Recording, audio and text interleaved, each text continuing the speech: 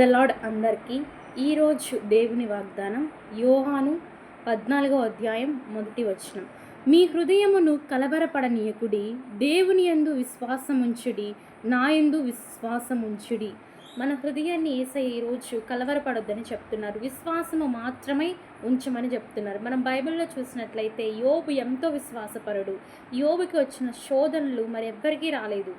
యోబు ఆ శోధనలన్నిటిని బట్టి జయించి విజయాన్ని చూశాడు. కాబట్టి మన హృదయం కూడా కొన్ని సమస్యలు, ఇబ్బందులను బట్టి మన హృదయం కలవరపడొద్దు. యోబు లాంటి విశ్వాసం మనకి కూడా ఎంతగానో అవసరమని యేసు ప్రభు వారు ఈరోజు మనతో మాట్లాడుతూ ఉన్నారు.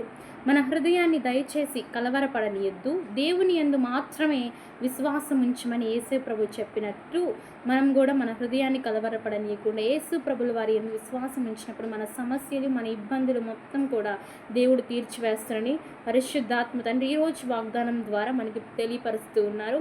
దయచేసి ఎవరు కలవరపడుతున్నా సరే యేసు ప్రభుల మాట బలమైన మాట, ఆయన మాట జీవము కలిగిన మాట, ఆయన మాట ఎంతో బలము కలిగినది. కాబట్టి యేసయ్య ఈరోజు మనకు చేసిన వాగ్దానం మన హృదయాన్ని కలవరపడనీయొద్దు, దేవుని యందు మాత్రమే మనం విశ్వాసం ఉంచాలి, నమ్మకాన్ని ఉంచాలి.